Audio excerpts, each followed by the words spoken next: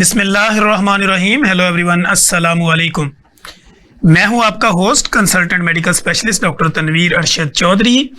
आप देख रहे हैं programme health special on special TV. सुनते कानों देखती आंखों को डॉक्टर तनवीर अरशद चौधरी का सलाम मोहब्बत। जैसे कि हमारी तमाम ऑडियंस जानती है कि हमने हमेशा करंट इशू पे बात करने की कोशिश की है और हमने हमेशा ये सोचा है कि जो भी करंट इश्यूज़ हों या पेशेंट हमारे क्लिनिकल ट्रायल में जिन कंप्लेन के साथ रिपोर्ट हों, तो हम कोशिश करते हैं कि अपने हेल्थ स्पेशल प्रोग्राम के अंदर अपने एक्सपर्ट को बुलाएं, बेस्ड ऑन साइंस गुफ्तगू करके आपकी ज़िंदगियों में आसानियां पैदा करने की कोशिश करें।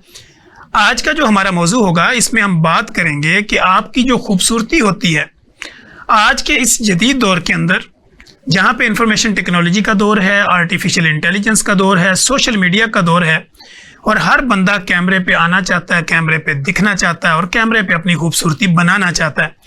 इसी तरह आप देखते हैं लोग फिल्टर का यूज़ करते हैं और डिफरेंट किस्म की ऐप्स यूज़ करके अपने चेहरे को खूबसूरत दिखाना चाहते हैं। आपकी इस खूबसूरती को रियलिटी में कैसे बरकरार रखा जा सकता है, आपकी इस खूबसूरती को थ्रू मेडिकल प्रोफेशनल लोग किस तरह आपको बुढ़ापे से जवानी में कन्वर्ट करते हैं और जवानी से आपको लड़कपन में ले जाते हैं, ये आज के जदीद दौर का एक करिश्मा है। इसी पर बात करने के लिए आज मेरे स्टूडियो के अंदर जो दो मोस्ट पॉपुलर गेस्ट यहाँ पे मैंने इनवाइट कर रखी हैं, मेरे साथ स्टूडियो में तशरीफ़ रखती हैं डॉक्टर महनाज आसिम, जो कि एस्थेटिक फिजिशियन हैं और बेशुमार एक्सपीरियंस इकट्ठा किए हुए हैं। डॉक्टर साहब, वेलकम टू द शो। उसके साथ मेरे साथ डॉक्टर सबाहत अली जैदी तशरीफ़ रखती हैं, जो कि माहिर हैं और एस्थेटिक फिजिशियन भी हैं और कंसल्टेंट भी हैं। फिर उसके बाद आपकी स्किन के ऊपर आने वाली जितनी भी बीमारियां होती हैं उससे रेलिवेंट जितने भी आगाही प्रोग्राम होते हैं, डॉक्टर साहबा का उसमें भी एक अहम रोल है। डॉक्टर साहबा, welcome to the show. Thank you so much.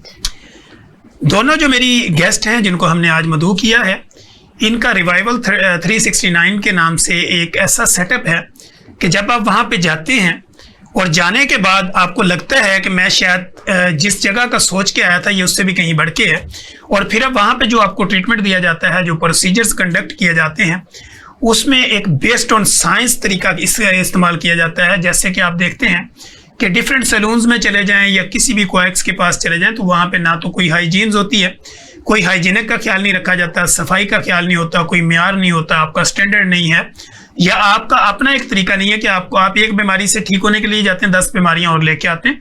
तो इनका जो सेटअप है वो इन सारे जितने भी मामलात हैं इनसे फ्री है और खूबसूरत अंदाज में उसको डिज़ाइन किया गया है। तो डॉक्टर साहब, आज तो हमने आपको जैसे बुलाया यहाँ पे, फर्स्ट ऑफ ऑल तो मैं ये आपसे बात करूँगा कि ये जो आपने रिवाइवल 360 सॉरी रिवाइवल 360 ये बनाने का कॉन्सेप्ट आपको कैसे आया, क्या सोच के बनाया? भाई, हमने तो यही सोचा कि अल्लाह ताला ने हमें खूबसूरत पैदा किया है, लेकिन हम उस खूबसूरती को बहुत सारी वजूहात की वजह से, अपनी फैमिली इशू, स्ट्रेस की वजह से मेंटेन नहीं कर पाते। तो ऐसे लोग हमारे पास आए, हम उनकी खूबसूरती को मेंटेन करने में उनकी हेल्प करेंगे डिफरेंट प्रोसीजर्स के साथ। ठीक है, तो ये सोचने में कितना टाइम लगा? रिवाइवल 360 को आपने कैसे डिजाइन किया? जी डॉक्टर सबाहत, हमने डॉक्टर सबाहत अली ज़ैदी, ये मेरा ख्याल आपका मशवरा किया। हाँ जी बिल्कुल, मोटिवेशन डॉक्टर सबाहत की ही थी। एक्चुअली ऐसा है कि हमने नोट किया कि हमारा जो हमारे यहाँ आजकल बहुत ज़्यादा ऐसा भी हो गया है कि हर सैलून में, हर पार्लर में मशीन्स ले ली हैं, उन्होंने एस्थेटिक का काम शुरू कर दिया है। उनकी कोई साइंटिफिक बेस नहीं है। ठीक है, उनके रेट्स बहुत कम होते हैं, लोग उनकी तरफ अट्रैक्ट होते हैं और फिर वहाँ पे जाके वो ट्रैप हो जाते हैं और स्किन के फिर इश्यूज इतने ज़्यादा हो जाते हैं, फिर वो डर्मेटोलॉजिस्ट के चक्कर लगाते हैं। तो हमारा ये कॉन्सेप्ट था कि हम एक ऐसा कोई क्लिनिक डिज़ाइन करें जो हाइजीनिकली बहुत अच्छा हो, उसकी सर्विसेज बहुत अच्छी हो, लेकिन लोगों के विद इन रीच भी हो, इतना एक्सपेंसिव ना हो कि कोई बंदा उसको अफोर्ड भी ना कर सके। तो इसलिए हमने इस कॉन्सेप्ट के साथ इसको शुरू किया और इस पर हमने बहुत ज़्यादा वर्क किया। हमें तकरीबन 1.5-2 साल तो सिर्फ प्लानिंग में लगे कि हम कैसे शुरू करें, फिर ये कि हम अपने स्किल्स को इम्प्रूव करते रहे, क्योंकि हम चाहते थे कि हमें हर जो काम हम करें वो एक्सेप्शनली गुड हो। तो उसमें भी हमें टाइम लगा, उसको सोचने में, फिर करने में। फिर हमने स्टार्ट किया तो स्टार्टिंग में ये हुआ कि हमने एक छोटे से सेटअप से शुरू किया, लेकिन हमें इतना अच्छा रिस्पॉन्स मिला कि 2 महीने के अंदर अंदर हमें एक बड़ी जगह पे शिफ्ट होना था। तो वो फिर हमें वहाँ पे हमें साल से ज़्यादा हो गया है जो दूसरे क्लिनिक में हम शिफ्ट हुए हैं और अल्लाह का शुक्र है बहुत अच्छा हमें रिस्पॉन्स मिल रहा है। ठीक हो गया। तो ये आपको कैसे आपके माइंड में आया कि सेकंड कप कॉफी के बिल्कुल साथ बनाना ताकि लोग कॉफी पीने आए और उसके साथ जो है ना वो अपनी स्किन को भी ट्रीट करवाए? वो तो जगह ही बहुत अच्छी है, बहुत ज़्यादा वहाँ रौनक होती है, इतने सारे हमारे इर्द गिर्द रेस्टोरेंट्स हैं और बहुत सारे बच्चे बच्चियाँ वहाँ पर आते हैं। तो हमें लगा कि वहाँ पर सिटिंग एरिया भी है, लोग वहाँ पे आके जमा भी होते हैं, तो जाहिर है कि उनको एक एक्सेसिबल जगह है, जिस तरह कहते हैं ना heart of Lahore is main boulevard Gulberg. तो हमने एक हार्ट ऑफ लाहौर देखकर उसके अंदर हमने खोला कि लोगों को एक्सेस भी ईजी हो, ढूंढना भी मुश्किल ना हो, और इस तरह फिर लोगों को जाहिर है लोग आएंगे हमारे पास। ठीक हो गया। जो उसका इंटरनल जो आपका इंटीरियर आपने डिजाइन किया है, उसकी जो खूबसूरती बनाई है, तो उसमें आपको किसने हेल्प आउट किया? हमने इसके अंदर प्रॉपर सर्विसेज लिए हैं। हमने आर्किटेक्ट हैं समीन जहरा, उनसे हमने हेल्प ली है। एक और हमारे जो मेन मैनेजर हैं शाहजेब, उनके अंदर भी बहुत ज़्यादा एस्थेटिक सेंस है। तो आर्किटेक्चर की जो ज़्यादातर और इंटीरियर्स की खिदमत है हमने समीन जहरा से ली हैं। ठीक हो गया। अच्छा डॉक्टर महनाज आसम, मैं आपसे ये जानना चाहता हूँ, क्योंकि आपकी प्रैक्टिस मेरा ख्याल है कि कम से कम को 30 इयर्स तो हो गए होंगे। नहीं, 24 इयर्स। 24 इयर्स हो गए। 24 इयर्स में जो आपने आम प्रैक्टिस की है और आज की जो आप प्रैक्टिस एस्थेटिक की कर रहे हैं, इसमें आपने क्या फर्क महसूस किया? इसमें काफी डिफरेंस है। देखिए, जनरल प्रैक्टिस में तो पेशेंट्स आते हैं जैसे फॉर एग्जांपल नज़ला, बुखार, खांसी या किसी भी बीमारी के साथ, लेकिन एस्थेटिक वाले जो पेशेंट्स होते हैं उनकी एक्सपेक्टेशंस बहुत हाई होती हैं और काउंसलिंग भी मुश्किल होती है। काउंसलिंग भी बहुत मुश्किल होती है। वो यही सोच के आते हैं कि जिस तरह डिफरेंट फिल्टर्स के साथ लोग खूबसूरत लगते हैं, हम नेचुरली वैसे लगें। लेकिन जाहिर है जब आपकी एज हो जाती है और आप शुरू से अपनी स्किन का नहीं ख्याल रखते, तो उस जगह पर वापस आने के लिए बहुत टाइम लग जाता है। लेकिन लोग यही समझते हैं कि एक सेशन होगा सब कुछ बेहतर हो जाएगा, लेकिन ऐसे नहीं होता। मल्टीपल सेशंस करवाने पड़ते हैं कोई भी प्रोसीजर हो। तो आपको कैसे महसूस होता है जब एक मायूस चेहरा आपके पास आता है और खुश होकर वापस जाता है? बहुत अच्छा लगता है। वो कहता है डॉक्टर साहब आपने तो मुझे जवान बना कर दिया। वाकई ऐसे होता है। अच्छा डॉक्टर सबात अली ज़ैदी, मैं आपसे ये जानना चाहूंगा कि आपने जब ये एस्थेटिक शुरू किया जी, तो MBBS तो आ चुके, आप ऑलरेडी डॉक्टर थी, तो एस्थेटिक का जो कोर्स आपने 2 साल का किया, 1 साल का किया, 4 साल का किया, इसके बाद जब आप प्रैक्टिस में आई तो आपको किस तरह के मसाइल का सामना करना पड़ा? एक तो एस्थेटिक प्रोसीजर्स के हवाले से, क्वेकरी के हवाले से। एक तो यही सबसे ज़्यादा ये कि एस्थेटिक के बारे में अवेयरनेस जो है वो लोगों के लिए के अंदर बहुत कम है। ये सबसे बड़ा जो मेन मसला है वो ये है। बहुत सारे लोगों को ऐसा लगता है कि जो हम करते हैं ये एस्थेटिक प्रोसीजर्स, ये ऐसे जैसे कोई प्लास्टिक सर्जरी है। प्लास्टिक सर्जरी एक अलग डोमेन है जिसमें आपकी शक्ल चेंज होती है। हमारा जो प्रोसीजर्स होते हैं उसमें होता है कि आपकी जो अपनी शक्ल है उसको हम कितना बेहतर कर सकते हैं, वो हम करें। एज रिवाइंड करने की कोशिश करते हैं हम। We try to shed years of your skin, of your face, of your personality. Weight loss में हम हेल्प करते हैं लोगों को, ओवरऑल उनकी ग्रूमिंग में। तो उसमें सबसे ज़्यादा तो एक अवेयरनेस लोगों को नहीं है। फिर ये कि लोगों को ये नहीं पता कि आपको एक एस्थेटिक फिजिशियन के पास क्यों जाना चाहिए। उनको ये लगता है कि जी अगर एक एस्थेटिक प्रोसीजर, एक सैलून या कोई क्वैक आपसे हाफ प्राइस में कर रहा है तो हम उसके पास क्यों ना चले जाएं। ठीक है। तो एक तो ये अवेयरनेस की कमी। दूसरा ओवर एक्सपेक्टेशंस। जैसे हमारे पास यंग गर्ल्स आती हैं, हमारा तो जो स्लोगन या हमारा मोटो आप कह लें वो है डिस्कवर योर इनर ब्यूटी। इसलिए कि हम ये समझते हैं कि खूबसूरत हर इंसान है, ठीक है, उसके अंदर ही है। हम सिर्फ हेल्प करते हैं उनकी खूबसूरती को बाहर लाने में।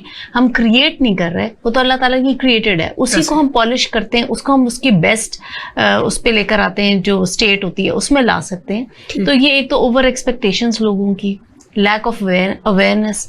उनको बिल्कुल इस बात का अंदाज़ा नहीं होता कि अगर आपको ऐसा प्रोसीजर करा रहे हैं किसी क्वैक से, वो इन द लॉन्ग रन आपके लिए कितना ज़्यादा डेंजरस हो सकता है, आपकी स्किन के लिए कितने नुकसान हो सकते हैं उसके। समटाइम्स कुछ ऐसे प्रोसीजर्स होते हैं उसकी पिगमेंटेशन उसके बाद हो जाती है, स्कारिंग हो जाती है जो ठीक नहीं हो सकती। तो ये कि इस तरह हमें ये सारे चैलेंजेस बहुत ज़्यादा हुए कि लोगों की अवेयरनेस। तो फिर उसमें कि जो हमारे पास पेशेंट्स आते हैं हम सबसे पहले उनकी काउंसलिंग करते हैं, उन्हें समझाते हैं कि हर एस्थेटिक प्रोसीजर हर चेहरे के लिए नहीं है। ठीक है, वो पेशेंट टू पेशेंट डिफाइन होता है, डिफाइन करता है। हर एक को जो फोन पे हमसे पूछ रहे होते हैं जी मैंने ये, कोई मुझे फोन करेगा वो कहेगा जी हम तो बोटॉक्स लगवाना चाहते हैं, तो हम कहते हैं कि भाई आप पहले आएं, हम देखेंगे आपको रिक्वायर्ड है कि नहीं है। आफ्टर कंसल्टेशन ही हम बता सकते हैं कि आपको ज़रूरत भी है या नहीं, क्योंकि हम अननेसेसरी प्रोसीजर्स नहीं करना चाहते। अब कोई इंसान है उसको इसकी ज़रूरत ही नहीं है, लेकिन बिला वजह से पैसे बनाने के लिए वो करते रहें। तो ये हम नहीं करना चाहते, तो इसलिए कंसल्टेशन इज अ मस्ट। ठीक है डॉक्टर महनाज, आप चूँकि बड़े फ्रेश मूड में होती हैं और मेरा सवाल भी आपके पास इसी तरह का ही आता है। जी। हमारे नाजरीन ये जानना चाहेंगे कि 360 रिवाइवल 360 के अंदर कौन कौन सी मशीनरी अवेलेबल है? हमारे पास माइक्रो नीडलिंग की फैसिलिटी है, हाइड्रा फेशियल तो है ही है, उसमें हम सिंपल भी करते हैं, मेडिकेटेड भी करते हैं, और हेयर रिमूवल लेजर भी है हमारे पास। ठीक है। और हम PRPs भी करते हैं, थ्रेड फिलर्स भी करते हैं। जी बिल्कुल बिल्कुल। अच्छा, ये सारे प्रोसेस जितने भी होते हैं, ये जितने भी प्रोसीजर्स हैं, ये डे केयर प्रोसीजर है रोजाना की बेस पे? बिल्कुल। ठीक है, कोई एडमिशन वाला इसमें कोई नहीं, बिल्कुल भी नहीं है। ठीक है। अच्छा डॉक्टर सुबात अली ज़ैदी, मैं आपसे ये जानना चाहूंगा कि मैंने विजिट किया रिवाइवल 360 का, तो मुझे वहाँ पे ये पता चला कि हाइड्रा फेशियल जो है वो 2 कैटेगरीज में है, मेडिकेटेड है और नॉन मेडिकेटेड है। तो इसको जरा डिफाइन करें, मेडिकेटेड और नॉन मेडिकेटेड ये क्या है, हमारी नाजरीन जाने। जी, एक्चुअली ये इसके ना स्टेप्स पे डिपेंड करता है। यूजुअली हाइड्रा फेशियल के जो सिंपल हाइड्रा फेशियल है 7 to 10 स्टेप्स होते हैं, लेकिन जब हम मेडिकेटेड करते हैं तो 14 स्टेप्स होते हैं। उसमें ये होता है कि हम एक्स्ट्रा सीरम्स यूज़ करते हैं, फिर जो पेशेंट की जो भी स्किन की टाइप है उसके हिसाब से हम उसके अंदर एक्स्ट्रा चीज़ें ऐड करते हैं ताकि उसको ज़्यादा ग्लो आए। एक्नी और मिलाजमा के लिए हम मेडिकेटेड एडवाइस करते हैं, यानी अगर एक्नी ज्यादा निकले हुए हैं और उनकी स्किन ज्यादा जो है डैमेज है तो मेडिकेटेड पे जाना पड़ेगा। अगर कोई बंदा वैसे शौकिया को पार्टी और शादी के लिए जरूरत है हाइड्रा फेशियल, देखिए हमारी इतनी ज्यादा पोल्यूशन है, सन एक्सपोजर इतना ज्यादा है, तो हाइड्रा फेशियल तो हर किसी को कराना चाहिए। ठीक है, लेकिन लोग, हमारी ऑडियंस ये भी समझती है ना, समटाइम वो कहते हैं कि जी हमने फेशियल करवा लिया, तो हाइड्रा फेशियल और फेशियल में क्या फर्क है? लेकिन जो सिंपल फेशियल पार्लर्स वाले करते हैं वो तो ब्लीच करते हैं, डिफरेंट क्रीमें मारी और जी क्लींजिंग की और स्क्रब किया और उसके बाद ब्लीच करते हैं, स्किन पॉलिश लगाते हैं। हम स्किन पॉलिश वगैरह कुछ भी नहीं यूज करते, हमारे पास डिफरेंट सीरम्स होते हैं, हम उनकी हेल्प से करते हैं हाइड्रा। ठीक है, तो हाइड्रा फेशियल जो है ये एक आदमी कितने वक्फे से करवा सकता है, कब कब करवा सकता है, या उसको हर वीक में करवाना है, महीने बाद करवाना है, या डिपेंड करता है कि उसकी स्किन को कब जरूरत है? देखिए, मेडिकली अगर हम देखे जाएं, जो हमारी बुक्स में जिस तरह है कि आफ्टर 28 डेज आपके फेस के ऊपर एक डेड स्किन लेयर आ जाती है, यानी 4 वीक्स। जी, तो हाइड्रा फेशियल आपको हर महीने कराना चाहिए for a better maintained skin. ठीक है। फेशियल तो अक्सर हमारे यहाँ ये भी कॉन्सेप्ट है, लोग कहते हैं कि अब हमने शादी पे जाना है, अब हमने फेशियल करा लिया। ऐसे नहीं है, हाइड्रा फेशियल आप पूरे हर महीने कराएं ताकि आपकी स्किन पे रिंकल्स कम हों, आपके स्किन पे जैसे स्पॉट्स पड़ जाते हैं, कोई और प्रॉब्लम्स है, स्किन प्रॉब्लम्स, तो आपकी ओवरऑल वैसे ही स्किन हेल्दी रहे। ठीक है। अच्छा डॉक्टर महनाज, जो क्रोनिक पेशेंट होते हैं, जिनको शुगर है, ब्लड प्रेशर है, या कोई दवाइयाँ खा रही हैं, प्रेग्नेंट वुमेन है, तो क्या वो उनके लिए भी हाइड्रा फेशियल जो है वो सेफ है, वो करवा सकती हैं? जी, हाइड्रा फेशियल तो सब करा सकते हैं, कोई प्रॉब्लम नहीं है, नहीं कोई मसला नहीं है। बाकी जो प्रोसीजर्स होते हैं, जैसे आप PRP करवाना चाहते हैं, माइक्रो नीडलिंग या बुटॉक्स, क्योंकि उसमें जाहिर है कि थोड़ा वो इन्वेसिव प्रोसीजर्स में आ जाते हैं, सेमी इन्वेसिव, तो उसमें ब्लड प्रेशर का तो कोई इशू नहीं होता, लेकिन शुगर कंट्रोल होनी बहुत ज़रूरी है। ठीक है। और प्रेगनेंसी में हम मशवरा देते हैं कि ना करवाएं कोई भी प्रोसीजर, अपनी प्रेगनेंसी को एंजॉय करें। ऐसा होता है, हमने देखा है कि कुछ पेशेंट जो है ना साइकोलॉजिकल इफेक्ट के साथ आते हैं, वो कहते हैं जी मेरी स्किन को कुछ लगा तो मुझे जो है ना वो पता नहीं मेरी शुगर हाई हो जाएगी, मेरा PP हाई हो जाएगा। नहीं, ऐसा कोई मसला नहीं है, बल्कि हम पेशेंट्स को, हम जो क्लाइंट्स हमारे पास आते हैं उनको हम बहुत ज़्यादा रिलैक्स करते हैं। जब हाइड्रा के प्रोसीजर में तो पेशेंट वैसे ही रिलैक्स हो जाता है, बल्कि ब्लड प्रेशर मेरा ख्याल है कम हो जाता होगा प्रोसीजर के, और करवाने के बाद फिर जरा ज्यादा नहीं बिल्कुल नहीं होगा ज्यादा, बल्कि नॉर्मल हो जाएगा। अच्छा। डॉक्टर तनवीर, एक बात मैं ऐड करना चाहूँगी कि अगर आपकी ब्लड शुगर कंट्रोल है तो जैसे आप कोई भी बड़ी से बड़ी सर्जरी करवा सकते हैं, जैसा शुगर कंट्रोल है तो आप कोई भी प्रोसीजर करवा सकते हैं। दूसरी बात है कि सिर्फ प्रेगनेंसी या ब्रेस्ट फीडिंग ये एक ऐसा टाइम पीरियड है जिसमें हम कहते हैं कि लेज़र वाले काम हम नहीं करते पेशेंट्स पे, सिवाय हाइड्रा फेशियल के हम फिर कोई ट्रीटमेंट नहीं करते। ठीक है। अच्छा डॉक्टर सुबात, कुछ पेशेंट ऐसे भी आपके क्लिनिकल ट्रायल में रिपोर्ट होते होंगे, हमारे भी क्लिनिकल ट्रायल में आते हैं लोग, कि उनको एलर्जी होती है डिफरेंट केमिकल से, सीरम से, तो उसका फिर ट्रीटमेंट हम कैसे करते हैं? देखिए, एक तो ये कि हम जब शुरू में फॉर्म फिल करते हैं, जब कंसल्टेशन होती है तो हम पेशेंट से पूछते हैं कि आपको किसी चीज़ से कोई एलर्जी तो नहीं है। अगर पेशेंट कहता है कि हाँ मुझे एलर्जी हो जाती है किसी चीज़ से, तो फिर हम उस हिसाब से बहुत माइल्ड चीज़ें यूज़ करते हैं। उसका फिर स्पेशल हम वो ट्रीटमेंट करते हैं कि उसको कोई एलर्जी ना हो। जैसे कुछ लोग होते हैं वो पहले ही कह देते हैं हमारी स्किन एक्नी प्रोन है, यानी हमें एक्नी होने के चांसेस ज़्यादा होते हैं, ज़्यादा ऑयली स्किन है, तो फिर हम कोशिश करते हैं कि उनको इस तरह के प्रोडक्ट्स यूज़ करें कि उनको बाद में एक्नी ना हो। ठीक हो गया। अच्छा डॉक्टर महनाज, माइक्रो नीडलिंग का जो कॉन्सेप्ट है ये किस चीज को ज्यादा ट्रीट करते हैं?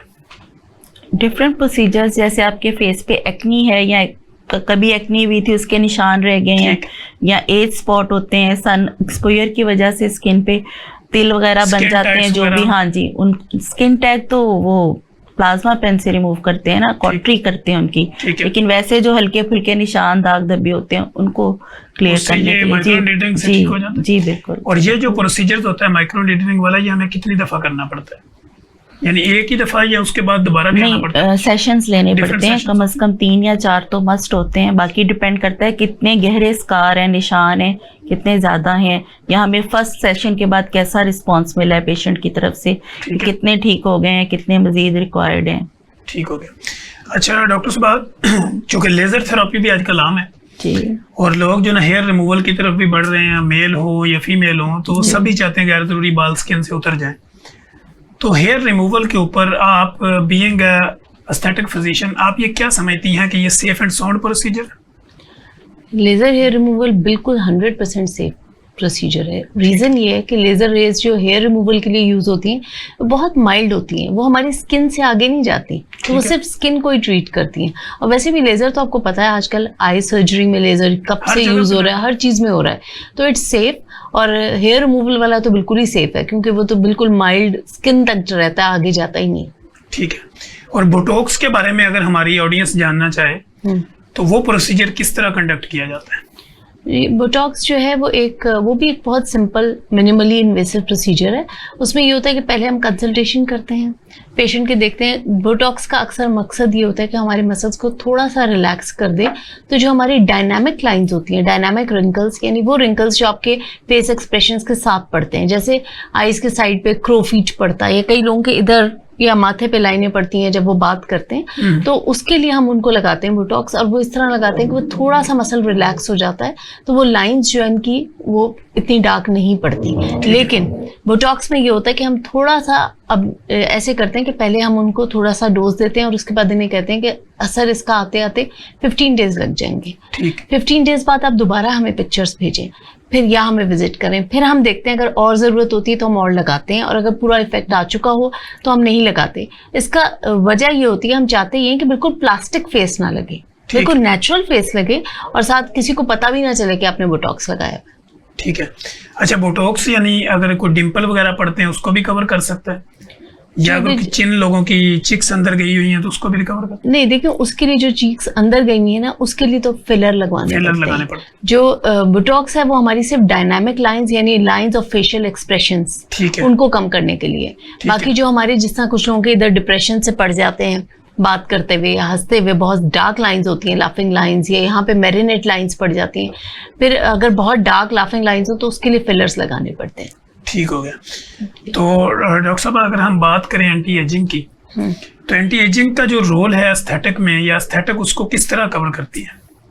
देखिए, एंटी एजिंग तो बेसिकली एस्थेटिक्स है ही एंटी एजिंग के लिए। अब उसके लिए ये होता है कि अगर डिपेंड करता है कि जब पेशेंट आता है हम देखते हैं, अगर तो उसको वैसी थोड़ी सी स्किन लूज हुई हुई है, उसके फेस की थोड़ी सी जैसे सैगिंग हुई हुई है, वो कई दफ़ा इसलिए भी हो जाती है, जो लोग बहुत जल्दी वेट लूज करते हैं तो उसके बाद उनको हो जाती है। तो उसके लिए तो हम उन्हें कहते हैं कि आप माइक्रो नीडलिंग करवाएं, 2-3 सेशंस करवाते हैं। माइक्रो नीडलिंग एक बहुत बेसिक प्रोसीजर है जिसमें हम स्किन को माइक्रो नीडल्स से पंक्चर कर रहे होते हैं, तो उससे होता है उसके रिस्पॉन्स में कोलेजन बनता है। ठीक है। तो 20 डेज लगते हैं, कोलेजन बनता रहता है, तो इसलिए हम कहते हैं कि आफ्टर 20 डेज आप रिपीट कराएं एक सेशन। तो इस तरह 2-3 सेशंस करते हैं तो उनकी स्किन टाइटनिंग हो जाती है। अगर किसी इंसान को वैसे बेसिकली उसकी स्किन ठीक है लेकिन उसकी लाइंस जो फेशियल एक्सप्रेशंस की वो बहुत ज़्यादा डार्क हैं, तो फिर हम उसे कहते हैं कि आप बोटॉक्स पे चले जाएं, फिर उसको बोटॉक्स लगा देते हैं। अगर बहुत ही ज़्यादा किसी को सैगिंग है तो फिर थ्रेड्स डाल सकते हैं, और उससे भी ज़्यादा अगर हो तो फिर हम उसको प्लास्टिक सर्जन को रेफर कर देते हैं फेस लिफ्ट के और लिए। फिर उनका काम शुरू हो जाता है। जी, फिर उनका। अच्छा डॉक्टर महनाज, मैं आपसे ये जानना चाहूंगा, जब से आप इस प्रोसीजर्स के अंदर हैं और ये आप कर रही हैं एस्थेटिक के, जी जी। तो आपने क्या फील किया कि कौन सी एज के पेशेंट ज्यादा रिपोर्ट होते हैं? कौन सी एज के? टीनेजर ज्यादा हैं, जवान ज्यादा आते हैं, बूढ़े ज्यादा आते हैं, या एल्डर एज के लोग ज्यादा? यंग गर्ल्स भी आती हैं हमारे पास और 40+ की एज में भी आती हैं पेशेंट्स, जिनको ज़्यादा ज़रूरत होती है कि वो एस्थेटिक प्रोसीजर करवाएं। यंग एज में तो हम उनको कहते हैं कि आप ना किसी प्रोसीजर की तरफ जाएं, सिर्फ ऐसी क्रीम्स और मॉइस्चराइज़र, सनब्लॉक यूज़ करें कि ताकि आप इन चीज़ों की पड़े ही ना, यानी रिंकल्स पड़े ही ना, तो वो ज़्यादा बेहतर है बजाय इसके कि जब रिंकल्स पड़ जाएं, फाइन लाइंस आ जाएं, तो फिर आप उनको ट्रीट करें। जी नाजरीन, कहीं मत जाइएगा। आपने देखा कि मेरे साथ डॉक्टर महनाज आसम और डॉक्टर सुबहात अली जैदी मौजूद हैं, बड़े खूबसूरत अंदाज में और लाइट मूड के अंदर हम ये बात कर रहे हैं कि आपकी खूबसूरती को बरकरार रखने के कौन कौन से प्रोसीजर जो है उसको अडॉप्ट किया जा सकता है। कहीं मत जाइएगा, हमारे साथ रहिएगा। यहीं पे वक्त हुआ एक ब्रेक का, और ब्रेक के बाद हम अपनी बात को यहीं से कंटिन्यू करेंगे। वेलकम बैक नाजरीन। जैसे कि आपने देखा कि हमारा आज का जो प्रोग्राम है हेल्थ स्पेशल, इसमें हम बात कर रहे हैं कि आपकी जो नेचुरल ब्यूटी है उसको मेंटेन कैसे रखा जा सकता है, उसकी खूबसूरती को बरकरार रखने के लिए क्या क्या प्रोसीजर जो है उसको अडॉप्ट किया जाता है, और आज के दौर के अंदर एस्थेटिक जो है उसका किस तरह रोल है आपकी खूबसूरती को बरकरार रखने में, मेंटेन रखने के अंदर। तो हमारे साथ स्टूडियो में चूँकि डॉक्टर महनाज आसिम जो कि एक्सपर्ट हैं एस्थेटिक फिजिशियन की, डॉक्टर सुबहात अली जैदी हमारे साथ मौजूद हैं, और रिवाइवल 360 जो इनका बेसिकली एक ग्राउंड है या जो बेसिक एक हमारा प्रोसीजर करने की एक जगह है लाहौर के अंदर, हम उसी को भी साथ एंगेज करें ताकि लोगों को ये पता भी चले, अगर वो किसी भी जगह सर्च करना चाहें तो रिवाइवल 360 वो अगर उसको लिखें तो उनको डॉक्टर महनाज आसिम और सुबहात अली जैदी का दीदार हो जाएगा। अच्छा डॉक्टर महनाज, बात हम कर रहे थे कि आपके इस एक्सपीरियंस के अंदर किस एज के लोग रिपोर्ट हुए, तो आपने बताया कि इसमें तकरीबन मिले जुले लोग आते हैं, हर एज के लोग आते हैं। अब यहाँ पे एक इशू आ जाता है अफोर्डेबिलिटी का। लोग समझते हैं कि उनकी जो है ना फाइनेंशियल पोजीशन ठीक नहीं है, इकोनॉमिकल हालात इस तरह के हैं, तो क्या ये सारे प्रोसीजर जो है वो कॉस्टली होते हैं? नहीं, ऐसे नहीं है। कुछ प्रोसीजर्स हम मिनिमल चार्जेस पे भी कर रहे होते हैं अकॉर्डिंग टू पेशेंट रिक्वायरमेंट। और फिर ये कि अगर मल्टीपल सेशंस हैं तो हम उनको यही एडवाइस करते हैं कि 3 या 4 सेशन बुक करवा लें, तो उसमें टोटल अमाउंट पे फिर उनको डिस्काउंट दे देते हैं। इतने एक्सपेंसिव नहीं है, क्योंकि आजकल हम सब ब्रांड्स के कपड़े पहनते हैं। ठीक है, आपको पता है कहीं ब्रांड्स पे सेल लग जाए तो कैसे धक्के पड़ रहे होते हैं। ऐसे ही हमारे मुआशरे में असल में ये है ना कि हेल्थ के ऊपर लोग इन्वेस्ट नहीं, बिल्कुल डेफिनेटली यही बात है। उनके पास हर चीज ब्रांडेड होगी, लेकिन वो हेल्थ पे कहेंगे कि किसी पार्लर वाली से क्रीम बनवा लें 300 की, वही लगा लेंगे। बिल्कुल ऐसे। अच्छा डॉक्टर सुबहात अली जैदी, आज के दौर के अंदर कॉस्मेटिक क्रीमें यूज करने के क्या नुकसान होते हैं? देखिए, बात ये है कि जो क्रीम्स लोग यूज करते हैं गोरा होने के लिए, हम तो खैर गोरा होने पे बिलीव नहीं करते, हम कहते हैं हम अपनी स्किन को बेहतर करें। अब वो जो 2-3 क्रीम्स 5 क्रीमें मिक्स करके लोग लगाते हैं, इसका तो खैर आपने भी देखा होगा, हर डॉक्टर को पता है कि इसकी इतनी बुरी एक्ने निकलती है फेस पे, क्योंकि उसमें स्टीरॉयड होता है और एकदम से ब्रेकआउट होता है और साथ दाने होते हैं, पूरे मुंह पे फैल जाते हैं। ठीक है, और उसको ट्रीट करना बड़ा मुश्किल है, बहुत टाइम लगता है उसको वापस ट्रीट होने में। प्लस ये कि इन क्रीम्स में क्योंकि स्टीरॉइड्स होते हैं तो फेस पे हेयर ग्रोथ भी शुरू हो जाती है गर्ल्स को, तो इसके बहुत ज़्यादा नुकसान आता है। लोगों को बिल्कुल इनकी तरफ नहीं जाना चाहिए। ठीक है। अच्छा डॉक्टर साहब, जिन लोगों की स्किन वैसे ही नीट एंड क्लीन हो, तो कुछ लोग शौकिया हाइड्रा फेशियल और इस तरह की क्रीमें लगाते हैं, तो उनके लिए आपका क्या मशवरा है? घर पे जो क्रीम्स लगाते हैं उनको लगानी चाहिए? अगर उनकी स्किन ठीक है तो उनको जरूर नहीं, अगर उनकी स्किन ठीक है तो उन्हें जरूर लगानी चाहिए, इसलिए कि उस अच्छी स्किन को मेंटेन करें। ये नहीं कि क्रीम्स नहीं लगानी, अच्छी क्रीम्स लगाएं, डॉक्टर के मशवरे से लगाएं और अपना एक स्किन केयर रिजीम फॉलो करें कि सुबह उन्होंने क्या लगाना है, रात को उन्होंने क्या लगाना है, उसको रेगुलर लगाएं, तो डेफिनेटली उनकी अच्छी स्किन मेंटेन रहेगी। जैसे हम अपनी गाड़ी खरीदते हैं, उसकी भी हम मेंटेनेंस पे एक रूटीन फॉलो करते हैं, घर को मेंटेन करते हैं, हर चीज को, कपड़ों को मेंटेन करते हैं, तो इस तरह उस स्किन को भी मेंटेनेंस की जरूरत है। ठीक हो गया। अच्छा डॉक्टर महनाज, आप ये समझती हैं कि ओवरवेट होना एस्थेटिक में, जब लोग आपके पास प्रोसीजर्स के लिए आते हैं तो आप लोग उनको ये मशवरा भी देते हैं कि आप अपनी बॉडी को इंटरनली भी ठीक करें? जी बिल्कुल, क्योंकि इंटरनल ठीक करेंगे तो एक्सटर्नली रिजल्ट आएगा। बिल्कुल, डेफिनेटली ये बात तो है। ठीक है। तो डार्क सर्कल का जो ट्रीटमेंट है वो एस्थेटिक में वो कितना कामयाब है?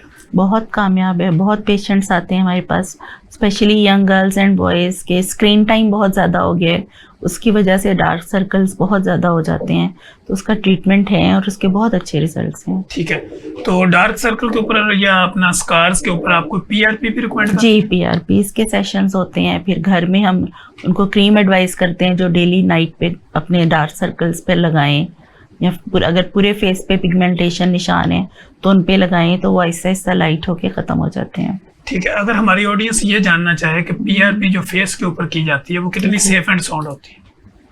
Safe and sound 100% safe and sound. हमारे पास तो बहुत ज़्यादा पेशेंट्स जो करवा रहे हैं, कभी कोई कंप्लेंट नहीं आई है। नहीं, लोग ये समझते होंगे ना कि कोई नीडल ऐसी लगाते हैं जिसका कोई जख्म बनता है, ये बिल्कुल ऐसा नहीं नहीं होता। बिल्कुल भी नहीं पता चलता। कई दफ़ा तो पेशेंट थोड़ी बहुत रेडनेस होती है जो विद इन 24 आवर्स चली जाती है।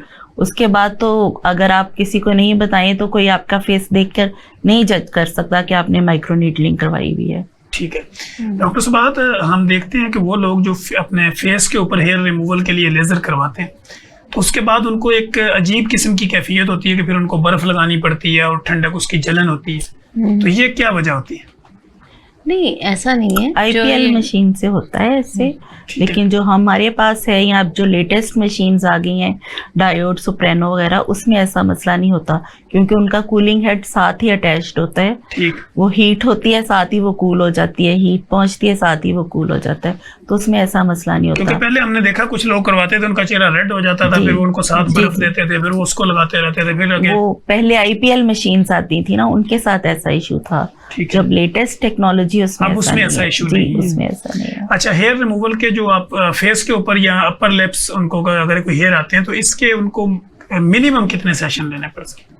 देखिए, हम लोग यूजुअली यही लोगों को कहते हैं कि आप 6 to 8 सेशंस मिनिमम आपको लेने ही हैं। ठीक है, अगर आपको परमानेंट हेयर रिमूवल चाहिए। दूसरी बात ये होती है कि इसमें और भी बहुत सारे प्रॉब्लम्स हैं। लोग अक्सर ये कह रहे होते हैं जी हमने तो लेज़र करवाया, हमें कोई फ़र्क नहीं पड़ा।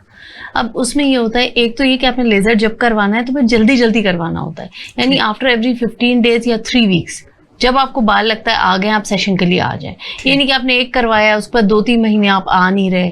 फिर प्लस ये कि जब आप हेयर रिमूवल लेज़र से करा रहे हैं तो फिर आपने कोई और प्रोसीजर नहीं करना होता, यानी ये नहीं कि आपने वैक्सिंग शुरू कर दी, थ्रेडिंग शुरू कर दी, कोई और प्रोसीजर कर दिया, वो नहीं करना।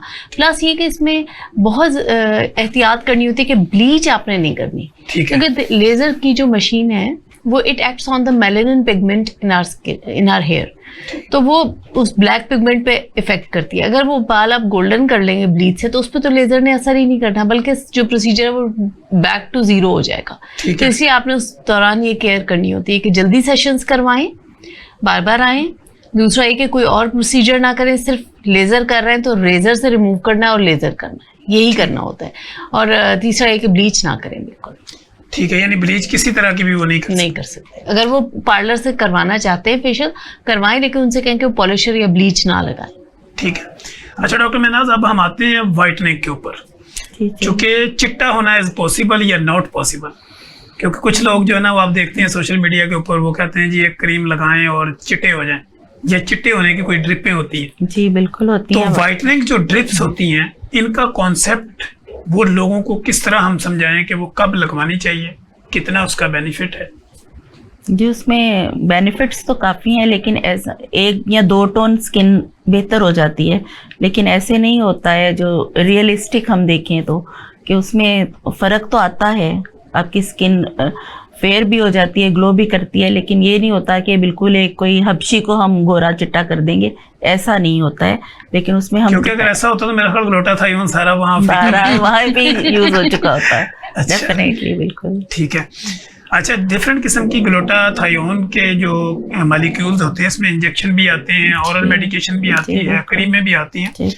तो आपकी नज़र में as a expert aesthetic physician आप क्या समझती हैं, इंजेक्शन का ज़्यादा रोल बेहतर है, ऑरल मेडिकेशन का बेहतर है, या क्रीम का, या तीनों को इकट्ठे अप्लाई? कॉम्बिनेशन में जी, कॉम्बिनेशन में ही हम एडवाइस करते हैं कि ड्रिप्स भी लगवाएं, ओरल भी खाएं, क्रीम्स भी लगाएं, साथ मॉइस्चराइज रखें स्किन को, और सन ब्लॉक जरूर अप्लाई करें। ठीक है। अच्छा डॉक्टर सुबात, आप देख रही हैं कि हम आजकल देखते हैं डिफरेंट सोशल मीडिया पे एक ड्रिप्स होती है, उसमें 10-12 टीके डाल दिए जाते हैं, फिर वो लगाई जाती है, तो इसकी रियलिटी क्या है? देखिए, ये तो एक्चुअली है ऐसे ही 3-4 इंजेक्शंस उसमें डालते हैं, जैसे डिफरेंट विटामिन्स डालते हैं, ग्लूटाथायोन तो डालते हैं, विटामिन सी डालते हैं, इस तरह वो तो होता ही है। एक ड्रिप में आप 4-5 इंजेक्शंस डालते हैं, लेकिन वो एक छोटी सी ड्रिप होती है 100 ml वाली, उसमें मिक्स करके इंजेक्शंस डाल के और आप लगा देते हैं। लेकिन इसमें ये है कि कितना इफेक्ट आएगा ये हर पेशेंट पे डिफरेंट होता है। कुछ लोगों को इफेक्ट आता है, कुछ लोग कहते हैं मैं बिल्कुल ही फर्क नहीं पड़ा, ऐसा भी हो जाता है।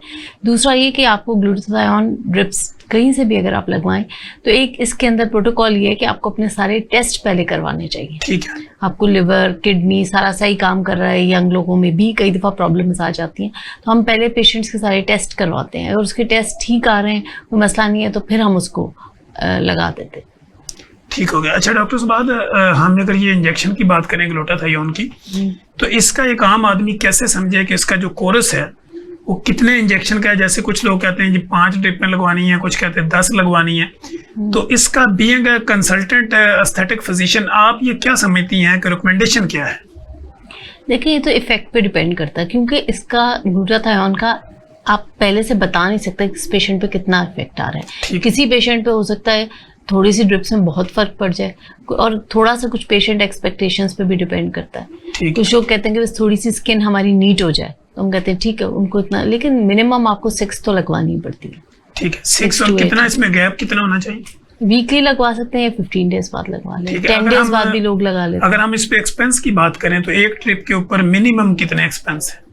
देखिए, जैसे आपने अभी कहा कि उसके अंदर इतने सारे इंजेक्शंस आप डालते हैं, तो एक ड्रिप 6 to 8,000 की, तो यानी 10,000 का एक स्टेप उनका बनता है। हाँ, ठीक है, यानी एक कमेटी तो पूरी लग गई इसमें। जी बिल्कुल। अच्छा डॉक्टर महनाज, अगर हम बात करें, जैसे हम गोरा होने की बात कर रहे हैं, चूंकि हम नेचुरली तौर पे लोग इस एरिया में जितने भी लोग हैं वो गंदमी कलर है उनका जो जी बिल्कुल। तो ये जितनी देर मर्जी ड्रिप्स लगाते रहे लेकिन वापस उन्होंने अपने असल कलर पे आना, क्या ये रियलिटी है?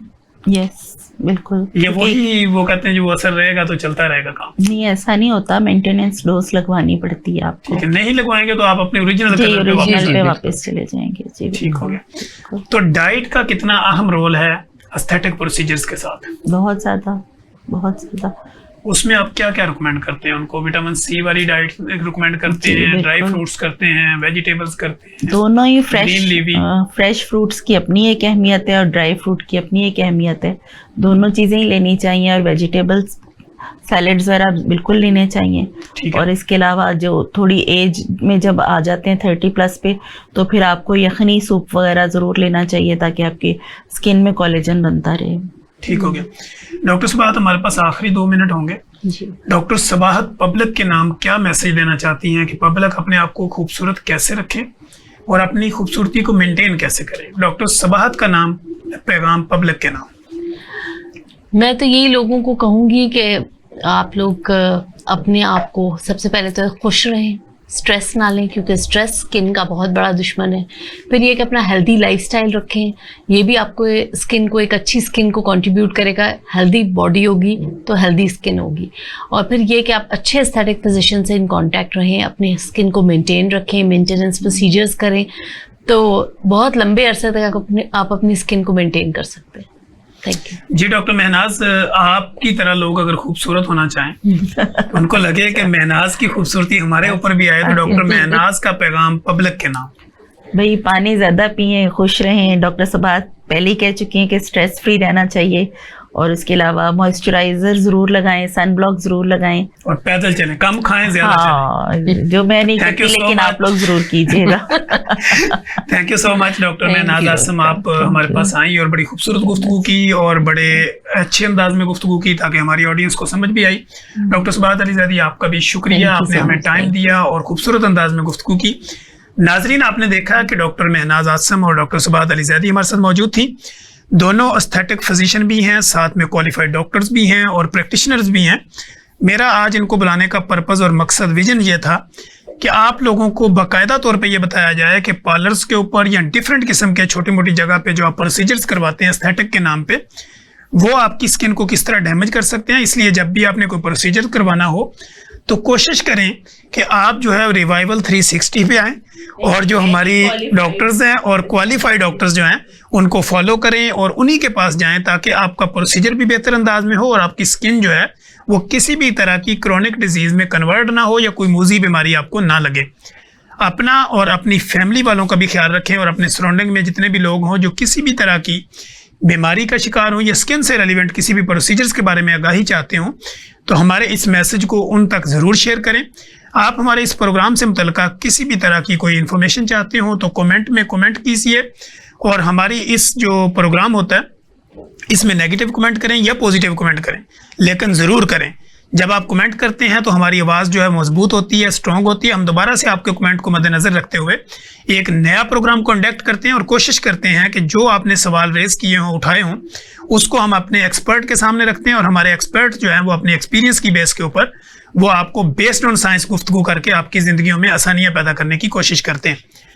तो नाजरीन, आपको हमारे इस स्किन से रेलिवेंट या आपको एस्थेटिक प्रोसीजर से मुतल्लिका इन डॉक्टर साहबान की अगर खिदमत चाहिए हो या इनकी अगर आप इनसे कोई अपनी किसी भी तरह का प्रोसीजर लेना चाहते हो तो आप इस प्रोग्राम के थ्रू इनसे कांटेक्ट भी कर सकते हैं। मुझे, मेरी गेस्ट और मेरी प्रोडक्शन टीम को इजाज़त दीजिए। हम दोबारा एक नए प्रोग्राम के साथ दोबारा हाजिर होंगे, तब तक के लिए इजाज़त दीजिए। अल्लाह हाफिज़।